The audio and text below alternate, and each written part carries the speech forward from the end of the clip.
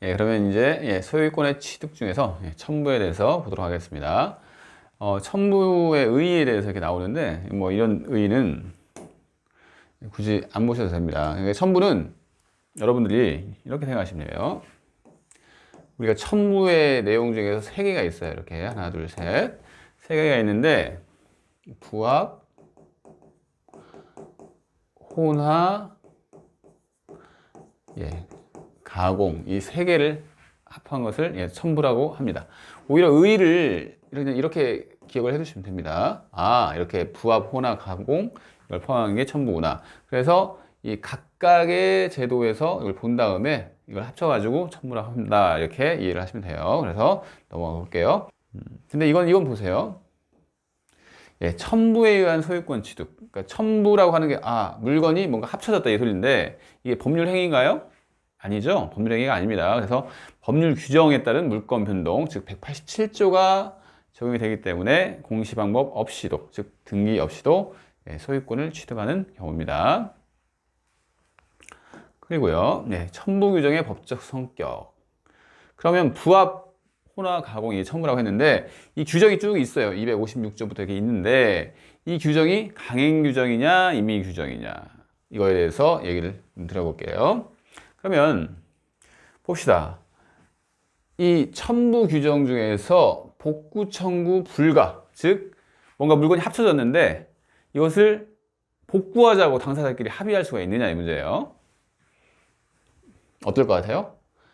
이게 당사자끼리 이것을 합의를 통해 가지고 복구가 가능하도록, 그러니까 물건이 합쳐졌는데 복구가 가능하도록 하면 사회적 경제적 손실이 너무 커요. 그러니까 물건을 막 인위적으로 그걸 막 쪼개야 한다든지 뭐 이런 일이 생겨요. 그래서 이 복구 청구 불가에 관한 규정, 이것은 강행 규정입니다. 그리고 제3자, 물건이 합쳐지는 그 당사자들 사이의 문제가 아니라 이 제3자에 관한 문제도 강행 규정이에요. 왜냐하면 이 제3자는 보호할 필요가 있겠죠. 하지만 이 임의 규정은 당사자 사이에서 문제입니다. 당사자 사이에 물건이 합쳐졌는데 양 당사자 사이에 물건이 합쳐졌는데 그런 경우에 소유권 귀속, 누구 소유로 하자 이런 것은 당사자들이 합의해서 정할 수 있겠죠. 그래서 소유권 귀속이나 당사자의 이해 조정, 그렇죠? 이해 조정하게 되는 것은 당사자는 합의를 통해서 변경할 수 있죠. 이렇게 이해를 해주시면 됩니다. 그러면 구체적으로 부합에 대해서 보도록 하겠습니다. 우리가 첨부가 방금 부합, 혼화, 가공 이 세 개를 첨부라고 하는데요. 시험 문제는 어디서 출제가 될까요? 여기서 95%가 출제된다고 보면 됩니다. 이 혼화와 가공은 잘해야 지문 하나, 몇 년 사이에 지문 하나, 뭐 이 정도 있기 때문에 출제 가능성은 거의 없어요. 부합에서만 출제가 된다고 보셔도 무방합니다. 그래서 이제 부합은 잘 보셔야 하는데, 부합 같은 경우에는 한 2년에 한 번 꼴 이렇게 평균 이렇게 출제가 되는 것 같아요. 2년에 한 번. 그래서 여러분들 어떻게 생각할지 모르겠지만 페이지 수가 한 두세 페이지밖에 안 되는데 그 2년에 한 번 꼴이라는 것은 어떻게 보면 많이 나오는 거죠. 그래서 부합은 잘 보셨으면 좋겠습니다. 알면 맞추는 거니까요. 우선 256조를 읽고 지나갑시다. 256조 볼까요? 부동산의 부합, 부동산의 소유자는 그 부동산에 부합한 물건의 소유권을 취득합니다. 이게 원칙이에요. 그러나 타인의 권한에 의하여 부속한 것은 그러하지 아니하다. 이건 예외적인 상황이에요. 좀 다시 설명을 할 거예요. 그래서 이렇게 생각합니다. 어떤 부동산이라고 하는 것은 토지와 건물을 얘기를 하는 거죠. 그죠? 부동산에 어떠한 물건이 수목이 딱 들어섰어요. 이게 이제 부합이라는 건데, 즉 부합이라는 건 뭐냐면 이 의보죠. 각각의 소유자가 달라요. 이 나무 소유자랑 이 토지 소유자는 다르다는 얘기예요, 지금. 그죠? 소유자를 달리하는. 만약에 소유자를 같이 하면 어떻게 되죠? 소유자를 같이 하면 당연히 그 사람 소유일 거 아니에요. 문제가 될 게 없어요. 그래서 소유자를 달리하는 경우에 문제가 되는 겁니다. 소유자를 달리해서 어떤 물건이 결합하는 거. 수 개의 물건이 결합하여 한 개의 물건이 되는 게 부합입니다. 의미를 잘 생각해 보세요. 소유자를 달리하는 물건이 결합하는 그런 상황에서 누구의 소유권을 인정할 것인가 이 얘기입니다. 그래서 원칙적으로 부동산 소유자가 소유권을 취득하죠. 그러면 좀 심화적으로 들어가기 전에 이렇게 얘기합시다. 그러면 방금 봤던 이렇게 토지였죠. 수목이 있어요. 용어를 한번 읽혀보죠. 이거예요. 이 토지 뭐라고 하냐면 부합되는 물건이라고 해요. 피부합물이라고 합니다. 용어를 좀 생각해 보세요. 그리고 이것은 부합물이라고 해요.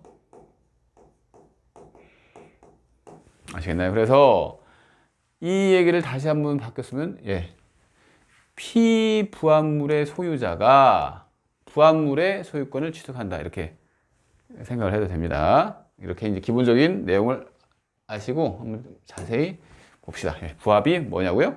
소유자가 다른 물건이 결합해서 하나의 물건이 되는 걸 부합이라고 합니다. 여러분들 방금 예를 들었던 것처럼 그냥 쉽게 토지에 수목이 식재됐는데 소유자가 다른 거구나 이겁니다. 그래서 원칙 256조 본문에 나와 있죠. 피부합물의 소유자는, 즉 여기서는 토지 소유자죠. 토지 소유자는 부합물의 소유권을 취득합니다. 수목의 소유권을 취득해요. 그런데 시험에서는 이 예외가 잘 나오겠죠. 그죠? 예외에서 집중을 수가 됩니다. 독립한 거래의 객체로 취급되는 물건은 부합의 대상이 아닙니다. 이거 잘 하셔야 하는데 기출이 다 되는 부분이에요. 기출이 되는 부분인데 볼까요? 이게 토지가 이렇게 있어요. 근데 이 토지 소유자는 갑소유입니다. 그런데 어떤 사람이 을이라고 합시다. 을이 건물을 남의 토지에 줬어요. 이런 경우 있죠. 본 적 있을 거예요. 건물을 줬는데 이 건물 소유자가 을이에요. 그러면 이게 어떻게 보면 부합의 일종으로 보이잖아요. 그죠? 왜 그러죠? 토지와 건물이 소유권을 달리해서 합쳐졌네 이렇게 볼 수도 있잖아요. 그래서 만약에 이걸 부합으로 보면 어떻게 되죠? 갑이 취득을 하는 것처럼 보이는데 이게 부합의 대상이 안 된다는 얘기를 드리는 거예요. 왜 안 될까요? 왜 안 되냐면 이 건물이라고 하는 것은 독립한 거래의 객체예요. 우리가 건물은 다른 사람 토지에 짓더라도 건물 소유자가 있는 거죠. 그죠? 부합하는 경우가 없어요. 왜 그러냐면 독립해서 이 건물이라고 하는 것은 완전 독립성이 있는 거예요. 독립성이. 그래서 같이 어떤 물건에 합쳐진다 이런 게 아니고 그 물건이 그냥 그 물건대로 인정을 하는 겁니다. 우리 법제가. 그래서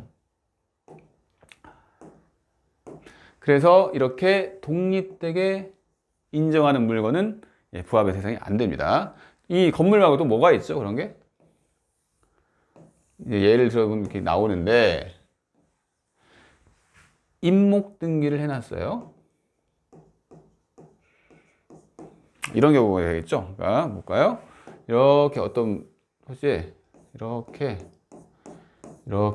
했는데 갑소유 토지인데 어떤 을이라는 사람이 이 수목에 대해서 임목 등기를 했습니다. 했어요. 그 이후에 을이 임목 등기가 돼 있을 거 아니에요? 이 토지, 이만큼 토지에 임목 등기 딱 돼 있어요. 근데 나무를 하나 더 심었어요.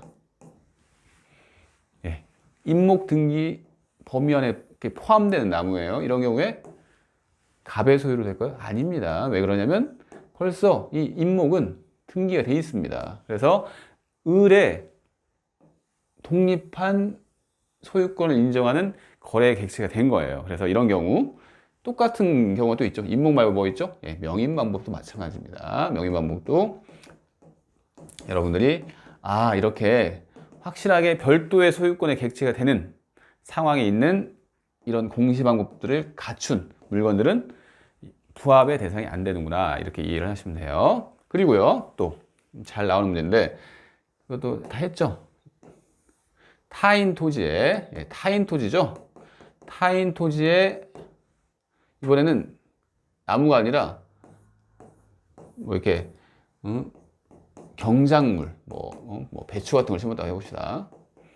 그러면 이 배추가 을이 심었는데 토지 소유자는 갑이에요. 이런 경우에 이 배추가 귀속이 되나요? 토지? 아니죠. 이 경작물은 무조건 우리 그 민법에서는 무조건 경작물은 경작한 사람의 소유가 된다고 이렇게 말씀을 드렸죠. 경작자의 소유를 속한다 이겁니다. 그래서 부합이 안 되는 거죠. 부합을 인정하면 경작자가 심었다고 하더라도 토지 소유자가 이렇게 취득하게 될 텐데 이게 아니라고 하잖아요. 왜냐? 경작자 소유다. 무조건 우리 법은 이렇게 인정을 하고 있습니다. 그래서 이렇게 부합이 안 되는 경우를 잘 아셔야 합니다. 그 예외 1번을 다 봤어요. 2번 볼까요? 이제 256조 단서에 나오는 거죠. 예, 책이 있으면 256조 단서를 한번 보세요. 거기에 그 토지를 타인 토지를 사용할 권한이 있으면 부합하지 아니한다. 그러하지 아니하다. 이렇게 나오죠. 타인 토지를 사용할 권한. 예를 들어서 똑같은 예를 들어볼까요? 이렇게 타인 토지예요. 예, 갑소유 토지입니다. 근데 갑이 이 토지를 을한테 임대차를 줬다고 할까요? 그러니까 임차인이죠. 또는 뭐 지상권, 타인 토지를 사용할 수 있는 권리가 있잖아요. 전세권 이런 계약을 해줬어요. 이런 종류의 계약. 그러면 을이 이 토지를 사용할 권한이 있죠. 그 상태에서 을이 내가 이제 이 토지를 사용할 권한이 있구나 이런 상태에서 나무를 심었습니다. 그러면 이게 누구 소유로 될까요? 이 나무가 지금 부합이라고 하는 것은 타인 물건의 그러니까 소유자가 다른 물건들이 결합했을 때 어떤 사람의 소유권으로 인정하느냐 문제잖아요. 부합이. 그래서 지금 상황이 그렇잖아요. 타인의 토지에 갑 토지에 을이 물건을 부합시킨 거죠. 그러니까 그 물건을 이렇게 심은 거잖아요. 부착시킨 거죠. 그러니까 부착시킨 거잖아요. 이런 경우에 소유권 인정이 어떻게 될 것이냐. 만일에 256조 본문에 따라서 원칙에 따른다면 갑소유로 되겠죠. 하지만 단서에서 뭐라고 하죠? 그 토지를 사용할 권한이 있으면, 즉 을한테 사용할 권한이 있나요 지금? 예, 있죠. 뭐 임대차, 지상권, 전세권 이런 계약을 맺었기 때문에 그 계약에 따라서 사용할 권한이 있는 상태에서 수목을 심었으면 그 수목의 소유권은 갑의 소유가 아니고 을의 소유가 된다는 얘기입니다. 아시겠죠? 그래서 원칙과 예외로 나뉘어지는데 이 예외 원투를 잘 기억해 두십시오. 그리고 주의를 잘 보세요. 예는 들었고요. 이번에는 이런 얘기를 해봅시다. 주의 한번 이렇게 보면서 할게요. 주의. 근데 권한이 있긴 있어요. 타인 토지를 사용할 권한이 있어요. 그러니까 타인의 물건을 사용할 권한이 있어요. 근데 부착시킨 물건이 독립성이 없으면 그 경우에는 부착시킨 사람의 소유가 아니고 부합이 된답니다. 어떤 경우냐면 이번에는 뭐 욕실, 욕실도 부동산이니까 그러니까 건물에 있는 욕실에 화장실요. 화장실에 타일을 깔았어요. 어떤 사람이 타일을 깔았는데 그 건물을 사용할 권한이 있습니다. 그러니까 건물 소유자는 갑이고 그 물건을 빌린 을이 타일을 깔았어요. 타일을. 이런 상황에서 권한이 있는 사람이 부속시켰으니까 타일을 부속시켰으니까 그러면 이런 경우에 이 타일이 256조 단서에 의해서 을 소유로 되겠네? 이렇게 생각할 수 있잖아요. 근데 지금 우리 부합이라고 하는 것은 독립성이 있는 물건을 대상으로 해요. 부합은. 그래서 이 경우에는 타일 같은 경우에는 그냥 갑의 소유로 됩니다. 이걸 떼어낼 수가 없잖아요. 그리고 독립성 자체가 없어요. 그냥 이 경우에 이걸 타일 부착된 것을 빌린 사람이 했으니까 을 소유를 하겠다. 이게 말이 안 되잖아요. 왜냐면 독립성이 있어야지 이게 누구 소유를 할 것인지 이게 문제가 되는 거지. 이렇게 독립성 자체를 상실해 버리면 문제가 안 된다는 얘기입니다. 그래서 판례는 이렇게 구분을 하는 거예요. 권한이 있는지를 한번 보고 있는지 없는지를 보는 거예요. 그래서 만약에 권한이 없다 그러면 당연히 본문에 적용을 받는 거죠. 256조 본문에. 그래서 그 부동산 소유자가 소유권을 취득하고, 권한이 있어요. 그러면 256조 단서가 적용되죠. 근데 이 경우에 한번 나눠보자는 거예요. 어떻게? 독립성이 있는 경우와 독립성이 없는 경우로 나눠서 이 경우에만 256조 단서를 적용해서 부합시킨 자의 소유로 귀속시킨다는 얘기입니다. 그 부동산을 사용할 권한을 가진 사람의 소유로 귀속시킨다는 얘기고, 독립성이 없으면 이것은 부합을 얘기를 할 필요가 없죠. 그래서 다시 원칙으로 돌아가는 거예요. 그래서 이 경우에는 부동산 소유자가 물건의 소유권을 취득합니다. 잘 알아두셔야 돼요. 이런 관계. 이렇게 나누어서 생각하는구나. 이렇게 나누어서, 여러분도 이렇게 나누어서 정리를 해 두셨으면 좋겠어요. 1, 2, 3죠. 어떻게 보면. 그러니까 첫 번째, 두 번째, 세 번째죠. 그러면 다시 책으로 가보겠습니다. 그래서요, 이제 부합을 다 설명을 다 드렸어요. 의의가 뭔지, 건물의 창고 설치, 부동산의 부합. 그러니까 여기서 그러면 수개의 물건이 결합을 하는데, 그러니까 피부합물은 뭐라고 했죠? 여기는 부동산이어야 돼요. 뭔가 기반이 되는 그 물건. 주로 이제 부동산이겠죠. 근데 딱 부합을 시키는 물건. 부합물은 부동산일 수도 있고, 동산일 수도 있습니다. 여러분들이 무조건 동산이 부동산에 이렇게 부합한다, 이렇게 생각을 하시는 분들도 있는데 그게 아니에요. 피부합물은 부동산이어야 돼요. 하지만 이 부합물은 부동산이 있을 수도 있어요. 동산 당연히 이제 여러분들이 그 이해를 하실 테지만, 부동산에 부동산이 부합한다고? 가능합니다. 어떻게 가능하죠? 예를 들어볼까요? 건물이 있는데 건물에 창고를 하나 설치했어요. 창고가 동산이라고 생각하시면 안 되죠. 창고는 이 조그만 건물일 수도 있죠. 조그만 건물. 그래서 부동산입니다. 근데 독립되게 건물로 볼 수 없는 정도. 그러니까 건물은 독립성이 있어야 돼요. 독립성이. 그래서 이 창고 정도는 독립적으로 거래 객체가 안 되는 건물이에요. 그래서 이런 독립적으로 거래가 안 되는 이 물건이 건물에 부합하는 경우가 있다는 얘기입니다. 그래서 이렇게 부동산의 부합도 인정이 됩니다. 그리고 187조에 적용한다는 말씀을 드렸죠. 넘어가 볼까요? 봅시다. 부동산의 부합. 피부합물은 부동산이다, 이렇게 했죠. 한편 부합물은 부동산과 동산을 포함을 합니다. 그래서 기출이 된 부분이에요. 그리고 부합의 정도가 이제 이 판례에서는 동산이 부동산에 부합된 그 상황이죠. 동산이 부동산에 부합된 것으로 인정되기 위해서는 그 동산을 훼손하거나 과다한 비용을 지출하지 않고는 분리할 수 없을 정도로 부착되어 있는 점. 쉽게 분리할 수 있으면 부합을 인정할 필요가 없죠. 그냥 딱 바로 분리할 수가 있으면 이거 소유권 내 거야 하고 가져가면 되잖아요. 근데 이게 분리할 수 없을 정도로, 쉽게 분리할 수 없을 정도로 부착이 되면 그때 부합을 인정할 필요가 있는 거죠. 그죠? 그리고 물리적 구조.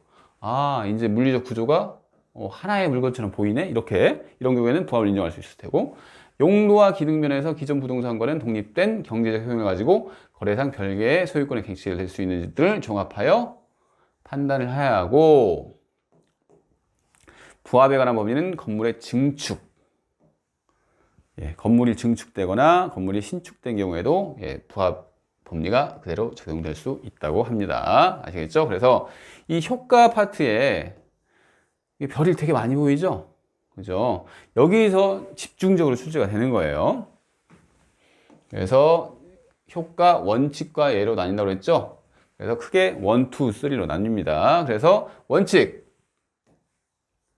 어떻게 되죠? 피부합물의 소유자가 소유권을 취득하는 게 원칙이죠. 그죠? 권한이 이때는 없는 경우죠. 그죠? 이때는 그래서 피부합물의 소유자는 부합한 물건의 소유권을 취득합니다. 256조 본문이 적용이 돼서. 그래서 또 이것도 출제가 됐어요. 만약에 피부합물보다 부합물이 고액이에요. 일반적으로는 그렇지 않겠죠. 피부합물이 부동산이니까 훨씬 더 고액일 경우가 많은데 어떤 상황에서는 부합물이 더 비싼 경우도 있다는 얘기예요. 그런 경우에도 예, 256조 본문을 그대로 적용해서 피부합물의 소유자가 소유권을 취득하는 겁니다. 혼동하시면 안 돼요. 예외를 봅시다. 예외는 어떻게 나뉜다고 그랬죠? 우선 1번 해가지고 아예 제외되는 거 한번 생각을 해보세요. 제외되는 거 뭐죠? 예, 건물, 예, 임목, 명인방법 뭐 이런 거. 그다음에 또 여기 보면 농작물 같은 것도 마찬가지죠. 이런 경우에는 그냥 아예 그냥 별도의 거래 객체가 되기 때문에 부합 얘기를 할 필요가 없는 거예요. 아시겠죠? 그런 것을 딱 제외를 시키고 그래서 권한 유무를 불문하고 이때는 부합의 대상이 아닙니다. 예를 들어봤고요. 이렇게 건물 건축했을 때 건물 소유권, 건물을 지는 사람이 소유권을 취득하는 거지 토지 소유자가 그 건물의 소유권을 탁 나 부합해서 이 건물 내가 가질래 이렇게 안 된다는 얘기입니다. 그래서 이런 경우에는 그러면 내 땅에 이 건물 지는 사람은 이거 어떻게 해? 이렇게 생각할 수가 있겠죠. 이때는 예, 철거 청구로 가야 한다는 얘기입니다. 아시겠죠? 다 봤고요. 그리고 예외 두 번째 봅시다. 그러면 그 부동산을 사용할 권한이 있어요. 권한이 있으면 그 권한 있는 자의 소유가 되는 게 원칙입니다. 하지만 이때도 어떤 제한을 우리 판례는 받는다고 그랬죠? 예, 독립성을 한 번 더 살펴요.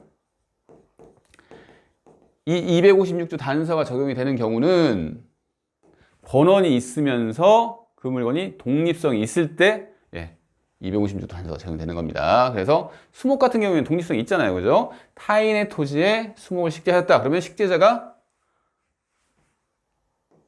권한을 식재자가 소유권을 취득하는 거죠. 근데 권한이 없다면 토지 소유자의 귀속이 되고 권한이 있다면 지금 있는 얘기를 하는 거죠. 있다면 식재자의 소유로 됩니다. 아시겠죠? 그리고 주의할 것은 은행에서 권한이 있더라도 독립성이 없다. 권한은 있지만 독립성이 없다. 예를 뭐로 들었죠? 건물 임차인이 욕실에 타일을 깔았어요. 타일을 깔았는데 임차인 나 이거 사용할 수 있는 권한이 있으니까 나중에 이거 내가 다 띄어가야지. 이게 안 된다는 얘기입니다. 그래서 이런 경우에는 독립성이 없기 때문에 원칙적으로 다시 돌아가서 누구한테 피부합물의 소유자가 소유권을 취득하는 경우라고 볼 수 있습니다. 아시겠죠? 다 봤어요. 그래서 이 판례, 이 기본 내용을 아시면 이 판례가 좀 쉬워집니다. 한번 읽어볼까요? 민법 256조 단서. 단서가 예외적인 상황이죠. 권한이 있는 경우를 지금 얘기를 하는 겁니다. 권한 이씨 타인 부동산에 어떤 물건을 부착시킨 그런 경우죠. 권한이라 함은 타인 물건을 사용할 권한 뭐죠? 지상권, 전세권, 임차권 이런 거라고 했죠. 임차권 등과 같이 타인의 부동산에 자기의 동산을 부속시켜서 그 부동산을 이용할 수 있는 권리를 뜻하는 의무로 그와 같은 권한이 없답니다. 없어요. 없으면 어떻게 되죠? 토지 소유자의 승낙을 받음이 없이 그와 같은 권한이 없는 자가 토지 소유자의 승낙을 받음이 없이 그 임차인의 승낙만을 받아 그 부동산 위에 나무를 심었다면 특별한 사정이 없는 한 토지 소유자의 그 나무의 소유권을 주장할 수 없다. 즉 토지에 부합한다는 얘기죠. 그러니까 지금 이게 조금 혼동이 있을 수도 있는데 볼까요? 갑이라는 사람이 토지 소유자인데 지금 을한테 이 토지를 임차를 했죠. 근데 임차인이 부속시킨 게 아니고요. 지금 병이라는 사람이 임차인의 승낙을 받아가지고 부속을 시킨 거예요. 병이 이 임차인의 승낙을 통해서 부속을 했습니다. 근데 이 권원이라는 것은 누구로부터 부여받는 거죠? 권원? 권원은 소유자한테 권원을 받는 거죠. 지금 을이 부속을 시켰다. 그러면 을은 당연하게 소유자로부터 그 권한을 받은 거니까 을이 부속시켰으면 을 소유로 되는 게 맞아요. 근데 지금 이건 을이 아니라 병이에요. 병이라는 사람이 소유자의 승낙 없이 임차인의 승낙을 받은 겁니다. 이런 경우에는 병은 보호를 못 받겠죠. 소유자한테 그 권한을 받았어야 하는데 그런 게 없기 때문에 이 경우에는 병이 뭐 이렇게 부속시켰다고 하더라도 병 소유로 되는 게 아닙니다. 아시겠죠? 그럼 2번 볼까요? 2번 봅시다. 건물의 내부 벽에 붙인 음파석이나 그 내부 천장에 부착된 합판. 어떤 느낌이죠, 좀? 아, 독립성이 없겠구나 하는 생각 들지 않아요? 완전히 그냥 그 건물에 하나가 돼버리는 상태죠? 독립성이 없을 것 같잖아요. 음파석 어떻게 띄죠? 띄기도 힘들 거 아니에요, 떼기도. 그래서 건물의 구성 부분을 이루고 기존 건물과 분리하여서는 독립물로서 효용을 갖지 못한다. 이건 무슨 얘기입니까? 나눴을 때 권원은 있더라도 독립성이 없는 경우죠. 이런 경우 어떻게 되죠? 피부합물의 소유자가 소유권을 취득하죠. 그래서 여기선 피부합물은 건물이죠. 건물 소유자 소유권에 기속된다. 이렇게 나눠서 생각을 하시면 돼요. 그럼 2-1번 볼까요? 건물 임차인이 그 권한에 의하여 증축을 했습니다. 아까 증축의 경우에도 부합의 법리가 적용이 된다고 했죠. 그래서 기존 건물의 구성 부분이 이번엔 구성 부분이 되어버렸어요. 구성 부분이 됐다는 얘기는 즉 독립성이 없다는 얘기죠. 그죠? 그래서 구성 부분이 된 데는 증축된 부분에 별개의 소유권이 성립할 수 없겠죠. 그래서 증축된 부분이 구조상, 이용상 기존 건물과 구분되는 독립성이 이번엔 이때입니다. 이때 있으면 이 경우에는 구분 소유권, 별개의 거래 객체가 되는 별개의 소유권이 성립한다는 얘기죠. 이렇게 나누어서 보는 거예요. 2-2번 볼까요? 토지 임차인 갑이 주유소 영업을 위하여 지하에 유류 저장소를 설치한 경우 분리복구가 불가능하여 거래상 독립한 권리의 개체성을 상실하고 토지의 구성 부분이 되었다고 보기 어렵다. 여기까지 읽어봅시다. 토지의 구성 부분이 되기 어렵다. 이게 무슨 얘기죠? 독립성이 있구나. 이런 얘기입니다. 그래서 임차인 갑이 임차권에 기초하여 유류 저장소를 매설한 것이므로 위 유류 저장소는 설치자인 갑의 소유에 속한다. 즉 독립성이 있고 권한이 있는 경우죠. 이런 경우에는 256조 단서가 적용돼서 어떻게 되죠? 부합물의 소유권자가 소유권을 취득하는 거죠. 그래서 임차인이 소유권을 취득한다는 얘기입니다. 이런 게 만약에 문제에 나오면 이것은 외울 수밖에 없어요. 유류 저장소는 독립성이 있는 물건이구나. 이렇게 기억을 하셔야 돼요.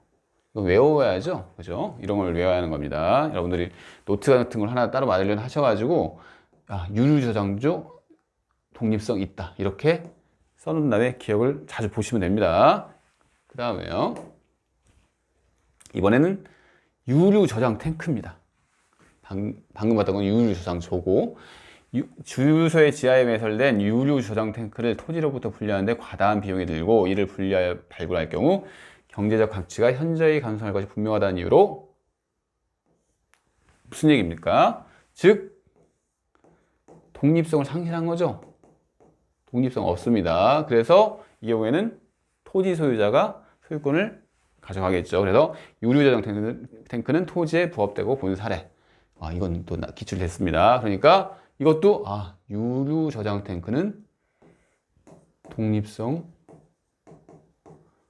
없구나. 그리고 아까 유류 저장소는 독립성이 있는 경우였죠. 반대의 경우입니다. 그래서 이렇게 기억을 해두시면 돼요. 3번 볼까요? 건물의 증축 부분이 기존 건물과 분리하여서는 독립물로서의 효용을 갖지 못하는 이상 기존 건물에 대한 근저당권은 민법 제358조에 의하여 부합된 증축 부분에도 효력이 미치므로 기존 건물에 대한 경매 절차에서 경매 목적물로 평가되지 아니하였더라도 경락인은 부합된 증축 부분의 소유권을 취득한다. 예. 자주 나오는 지문입니다. 출제가 되는 거고요. 이게 무슨 얘기냐면 독립성이 현재 있어요? 독립성이 없죠. 지금 독립물로서의 효용을 갖지 못하는 이상 나오죠? 예, 독립성이 없어요. 독립성이 없으면 어떻게 되죠? 토지 같은 경우 토지가 피부합물이면 피부합물의 소유자가 소유권을 갖는 거죠. 그죠? 근데 여기서 지금 갑자기 저당권 얘기가 나오는 거예요. 그래서 기존 건물이 있는데 근저당권이 잡혀져 있는 거예요. 근데 증축 부분이 그 이후에 발생을 한 겁니다. 그래서 기존의 건물이 이렇게 있는 거예요. 한번 볼까요? 네. 건물이 이렇게 있어요. 건물이. 이 건물이 갑이 소유를 하고 봅시다. 근데 을한테 돈을 빌리면서 을이 이 건물에 대해서 저당권을 갖게 된 자죠. 그러니까 즉 갑은 저당권 설정자입니다. 이 건물에 대해서요. 근데 이렇게 저당권이 발생한 이후에 이 건물을 이렇게 지금 증축을 했어요. 증축을 했는데 이 갑이 했으면 문제가 없는데 지금 갑이 한 게 아니라 뭐 이 건물을 빌린 뭐 임차인 병이라고 합시다. 병이 증축을 한 거예요. 증축을 했는데 이 증축 부분이 뭐라고 하죠? 현재 독립성이 없어요. 그죠? 그러면 독립성이 없으면 기존 건물의 소유자가 이 증축 부분을 취득하는 거죠. 이런 상황이에요. 그래서 지금 이 건물이 저당이 잡혀져 있는데 이게 경매에 들어가서 낙찰을 받은 거예요. 지금 어떤 사람이 낙찰자가 정이라고 해봅시다. 그러면 이 증축 부분은 어떻게 되느냐 이 소리입니다. 증축 부분은 뭐라고 하죠? 경매 목적물로 평가되지 아니하였다 하더라도, 즉 이 증축 부분이 갑 소유자 거죠. 기존에 이제 갑 소유자였던 사람이 가지고 있잖아요. 근데 이 갑 소유권을 그대로 받는다는 얘기입니다. 설령 경매 목적물로 평가되지 아니하였다 하더라도 어차피 부합이 되었기 때문에 정이 이것을 취득한다는 얘기입니다. 증축된 부분을요. 아시겠죠? 이런 관계예요. 4번 볼까요? 민법 제261조에서 첨부로 법률 규정에 의한 소유권 취득이 인정된 경우에 손해를 받은 자는 부당이득에 관한 규정에 의해 보상을 청구할 수 있다고 규정하고 있는 바. 이 261조 규정 봤었나요? 제가 써놨던 것 같은데 안 본 것 같네요. 260조 봅시다. 260조 첨부의 효과 1항 부합, 혼화, 가공에 의하여 동산의 소유권이 소멸한 때는 그 동산을 목적으로 한 다른 권리도 소멸한다. 이것은 넘어가고요. 261조 봅시다. 첨부로 인한 부상권 이거예요. 지금 부합, 혼화, 가공으로 손해를 받은 자, 그죠? 손해를 받은 자가 나오죠. 어떤 사람이 이제 취득을 해버리는 거니까 그렇게 손해를 받은 자는 부당이득에 관한 규정에 의하여 보상을 청구할 수 있다. 즉 예를 들어서 피부합물의 소유자가 그 부합물의 소유권을 취득해버리는 그런 일반적인 256조 본문이 적용되는 경우에, 그러면 부합물의 소유권이 피부합물의 소유자한테 갔으니까 부합물 소유권자는 이렇게 손해를 입게 되는 거잖아요. 그래서 이런 경우에는 부당이득 관한 규정에 의하여 부합물의 소유자가 피부합물의 소유자한테 보상을 청구할 수가 있다는 그런 규정입니다. 이 이제 규정을 봤으니까 이 규정을 보고 이 판례를 다시 한번 봅시다.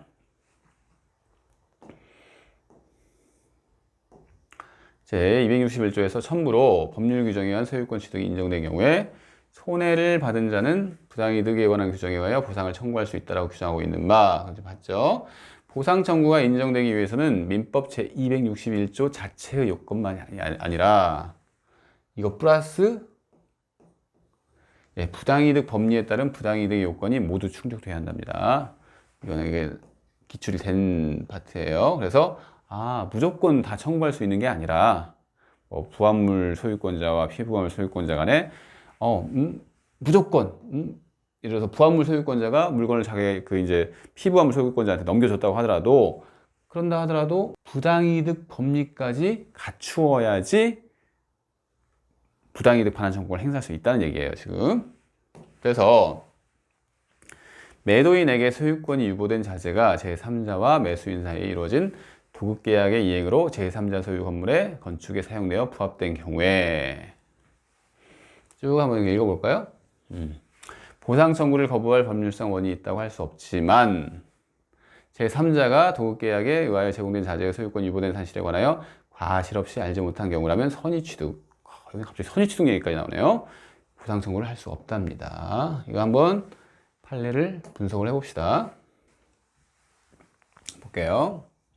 부합, 호나, 가공으로 손해를 받은 자는 부당이득 규정에 의하여 보상을 청구할 수 있다. 이 규정에 대해서 이제 이런 사안이 나온 거예요. 지금 판례 사안을 봅시다. 판례 사안은 지금 도급인이라는 사람이, 도급이 뭐죠? 도급 계약에 의해서 어떤 일을 맡기는 거죠. 그래서 지금 건축물을 짓는 사람이죠. 그러니까 짓는다는 게 자기 손을 통해서 짓는 게 아니라, 자기가 직접 행하는 게 아니라 자기가 건물의 소유권을 취득하는 사람입니다. 그러니까 건축물을 완성시킬 사람, 즉 수급인한테 도급계약을 함께 이렇게 설정을 한 거죠. 도급계약을 맺은 겁니다. 그런데 이 수급인이 건축을 하기 위해서는 건축자재가 필요할 거 아니에요. 근데 건축자재를 어떤 매도인으로부터 샀습니다. 그러니까 이 사람은 수급인이면서 또 동시에 매수인인 거죠. 건축자재에 대해서.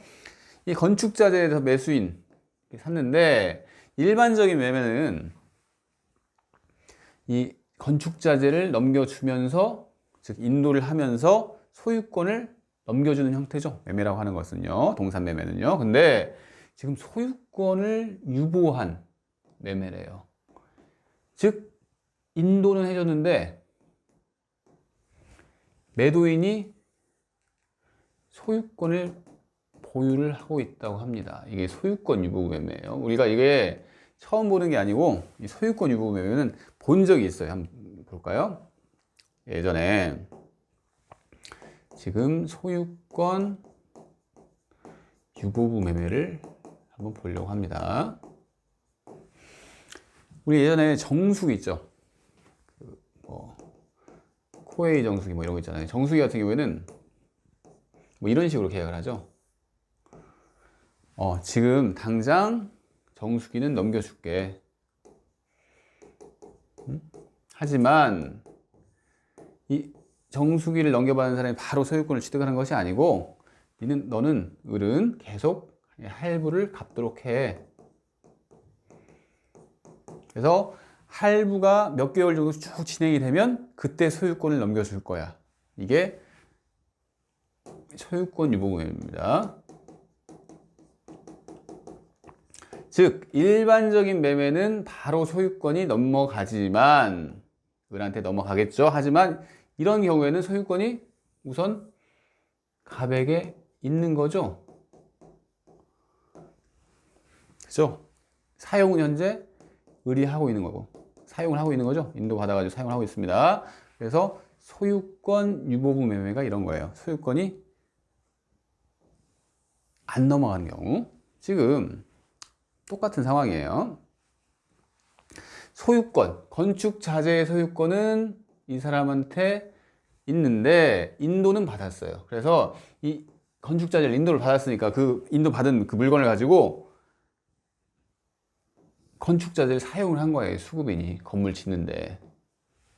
아시겠나요? 이런 상황입니다. 그런데 지금 보니까 건축 자재가 이 건축물에 사용돼 가지고 이 사람의 건축물에 부합이 된 거예요. 건축 자재가요. 그래서 타인의 건축물에 타인의 물건, 건축 자재도 물건이죠. 타인의 물건이 타인의 건축물에 부합된 경우입니다. 그래서 이런 경우에 지금 우리가 부합을 계속 공부를 하고 있잖아요. 부합 공부를 하고 있는데 이런 경우에 부합이 되면 256조가 적용되죠. 그래서 권한이 뭐 있으면 권한이 없으면 나눠서 이렇게 하잖아요. 근데 이 경우에는 지금 도급인 소유로 귀속이 된 거예요. 이 건축 자재가. 그러니까 이 사람은 소유권을 1초 잃었어요. 그런데 우리가 261조에서 이런 경우에 손해를 보는 사람 누구죠? 이 매도인이 손해를 받잖아요. 손해를 보는 사람이, 손해를 받은 자는 보상 청구를 할 수 있다. 이렇게 261조에서 규정을 하고 있는데 우리 판례는 여기다가 부당이득에 관한 법리까지 함께 적용을 해서 741조 적용해서 부당이득이 인정되는 경우여야 한다. 이렇게 얘기를 하고 있는 거예요. 그런데 지금 이 도급인이 선의취득을 요건을 구비를 했어요. 선의취득이 뭐였죠? 선의취득이라는 게 원칙적으로 지금 이 수급인으로부터 건축자재를 넘겨받은 거잖아요. 그죠? 이 양도인이, 이 사람이 양도인이죠? 양도인이 무권리자였어요. 소유권이 없는 상태였는데, 없는 상태의 물건을, 소유권이 없는 상태의 물건을 지금 이 도급인이 양수를 받은 꼴이잖아요. 그래서 양도인이 무권리자고 양수인이 뭐 선의 무과실, 평온 공연 이런 점유를 해가지고 선의 취득을 했다는 얘기입니다. 아시겠나요? 그런데 선의 취득이라는 건 원인이 있는 취득이죠. 이게 무슨 얘기냐면 부당이득이라고 하는 것은 법률상 원인 없이 어떤 사람이 손해를 보고 어떤 사람이 이득을 봤을 때, 즉 만약에 부당이득이 가능하다고 한다면 이 사람이 법률상 원인 없이 이득을 봐야 하는데, 이 도급인은 법률상 원인이 있어요. 법률상 원인이 뭐죠?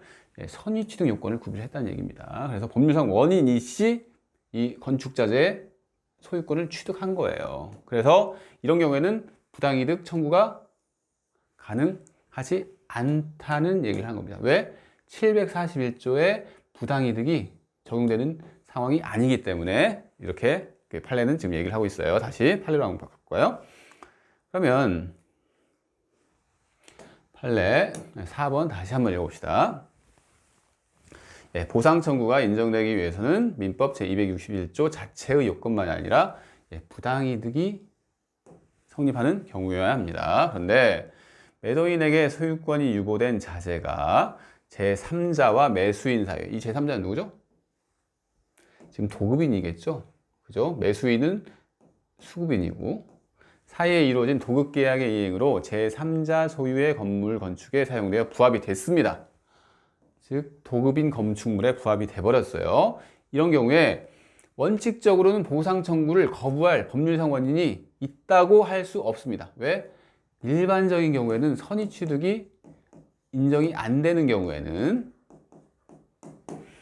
그런 경우에는 무슨 얘기죠? 보상 청구를 거부할 법률상 원인이 있다고 할 수 없다.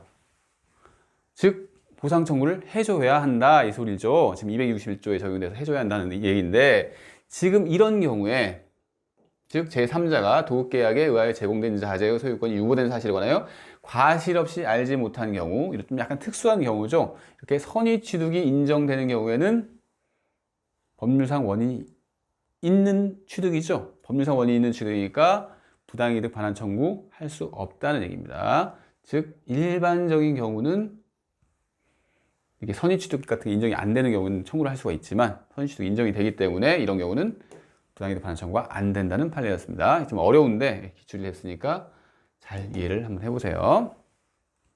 그리고 이제 5번 봅시다. 5의 1번 먼저 볼게요. 지상권을 설정한 토지 소유자는 지상권이 존속하는 한 토지를 사용 수익할 수 없죠. 지상권, 아직 우리 진도를 안 나간 부분인데 지상권은 그냥 그 타인 소유 토지를 사용할 수 있는 권리라고 생각하시면 됩니다. 그래서 타인 소유 토지를 사용할 권리가 지상권자에 있기 때문에 이제 토지 소유자는 지상권이 존속하는 한 사용 수익할 수 없다는 그냥 원론적인 얘기를 하는 거죠. 그죠? 따라서 지상권을 설정한 토지 소유자로부터 토지를 이용할 수 있는 권리를 취득하였다고 하더라도. 근데 지상권이 있는데 이렇게 어떻게 권리를 설정을 뭐 해줬나 보죠. 근데 지상권자가 사용수익권자니까 토지 소유자는 사용수익권이 없어요. 없는 사람으로부터 어떤 사용할 권리를 취득받았대요. 그러니까 이런 경우에는 정당한 권한에 해당하지 않겠죠. 예.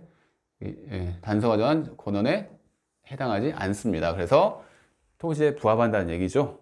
해당하지 않으니까. 2번 봅시다. 예, 금융기관이 대출금 채권의 담보를 위하여 토지의 저당권 관계, 질이 없는 지상권을 설정하면서 채무자 등의 사용수익권을 배제하지 않았답니다. 이것은 한번 봐야 돼요. 이것도. 예, 지상권과 담보지상권이라는 제목으로 한번 만들어 봤습니다. 그러니까 우리가 일반적인 지상권, 1번 보통의 지상권이에요. 보통의 지상권. 이거는 뭐라고 했죠? 지상권자가 사용수익을 하죠. 토지 소유자는 사용수익 권한이 없으니까 이 사람으로부터 사용수익 권한을 어떤 병이 받았다. 그러면 이 병은 정당한 권한이 없죠. 그래서 256조 단서에 그 권한이 없는 사람이에요. 이건 권한이 없는 경우예요. 그리고 2번. 이건 담보지상권을 이제 설명을 하려는데요. 담보지상권, 지상권 파트에서 나오는 얘기인데, 일반적으로 돈을 빌리는 과정을 한번 봅시다. 지금 을이 저당권자죠. 돈을 이렇게 빌려주는 거예요. 돈을 빌려주면서 갑이 가지고 있는 A 부동산에 대해서 이렇게 을이 저당권자가 되는 거고요. 그죠? 갑은 이걸 저당권 설정자라고 합니다. 일반적인 돈을 빌리는 과정이 이렇게 되잖아요. 저당권을 설정하고 저당권을 받고 뭐 이렇게 하는 건데, 이 저당권자가 이 저당권을 위해서 그 지상권까지 설정한 거예요. 그러니까 이게 수단이 되는 거고, 이 저당권은 어떤 저당권을 강화시키기 위한 지상권을 설정했는 겁니다. 왜 이걸 할까요? 일반적인 경우에는 이런 거 없죠. 무슨 얘기냐면, 이 갑이라는 사람이 여전히, 즉 돈을 빌린 사람이 사용수익을 할 수가 있죠.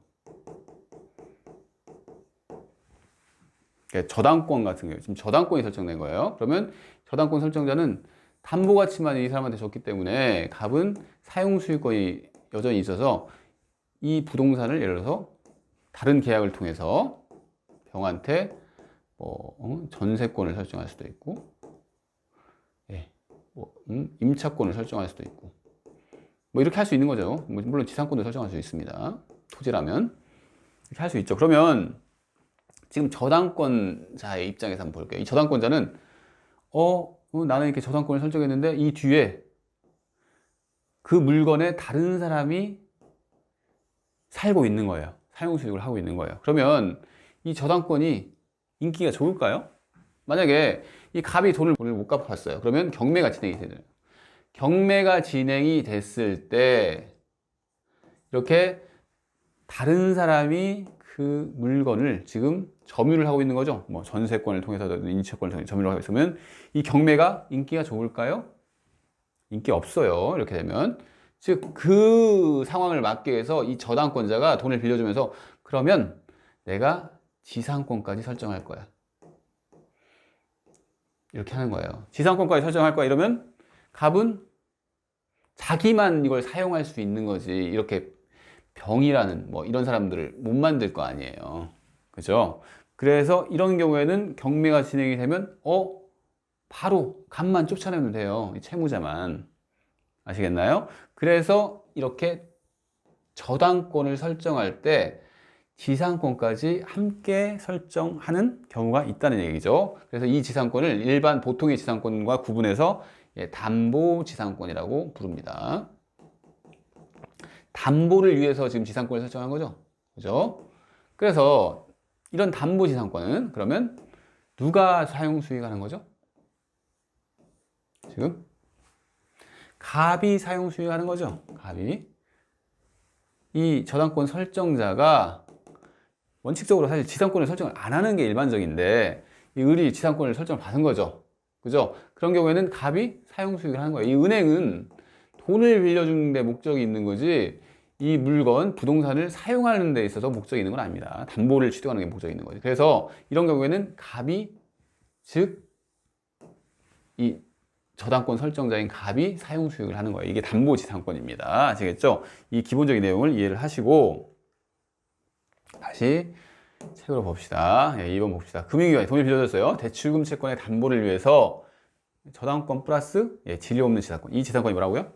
지금 이 지상권이 담보지상권이라고 합니다. 이 담보지상권을 설정을 하면서 채무자 등의 사용수익권을 배제하지 않았죠. 당연하죠. 이것은 금융기관은 사용수익을 목적으로 지금 돈을 빌려준 게 아니잖아요. 그래서 사용수익권은 지금 저당권 설정자에게 그냥 있습니다. 그래서 지상권이 있지만 이 사용수익권은 토지 소유자가 갖고 있는 거예요. 그래서 이런 지상권은 저당부동산의 담보가치를 확보하는 데 목적이 있을 뿐이죠. 그래서 토지 소유자는 이를 사용수익할 수 있습니다. 일반적인 지상권이랑 다르죠.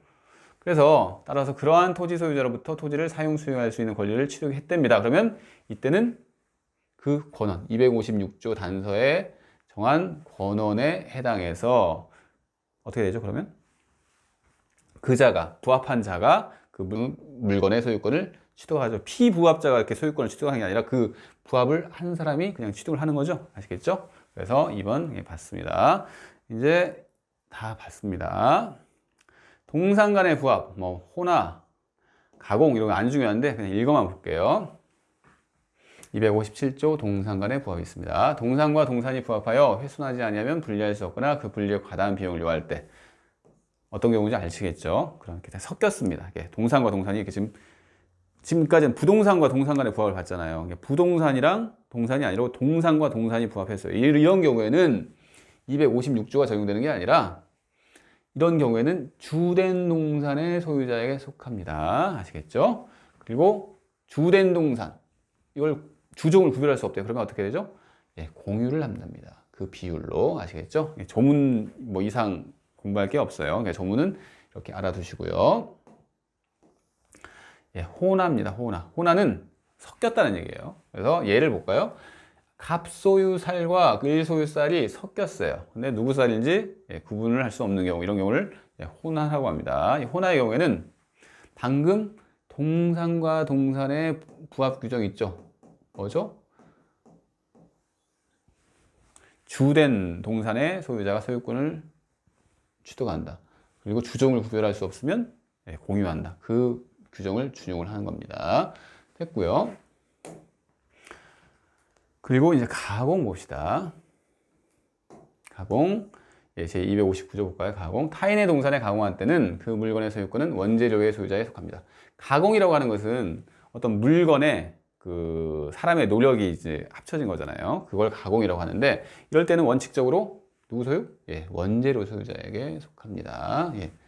하지만 가공으로 인한 가액의 증가가 원재료 가액보다 현저히 다액입니다. 현저히 다액일 때는 누구 소유? 가공자의 소유로 합니다. 아시겠죠? 뭐 이렇게 여러분들이 뭐 이런 기본적인 것들은 그냥 기억을 해두시면 됩니다. 이렇게 조문 보시고 2항 볼까요? 가공자가 재료의 일부를 제공했대요. 그러면 그 가액은 전항의 증가액에 가산한다. 즉 여기서 지금 이 그러나부터 이쪽을 이제 적용할 때 가공자가 가공으로 인해서 증가한 가액이 있을 거 아니에요. 가공으로 인한 가액 플러스 자기가 원재료까지 좀 됐대요. 그 원재료까지 가액까지 합쳐가지고 이 가공자의 증가액에 이렇게 계산을 한다는 겁니다. 그래서 이 가공자의 증가액과 원재료를 제공했던 사람의 증가액을 비교를 해가지고 이게 현저히 다액이면 가공자의 소유로 한다. 이렇게 합니다. 됐고요. 그러면 다 봤죠? 그러면 공동소유는 좀 쉬었다 하겠습니다.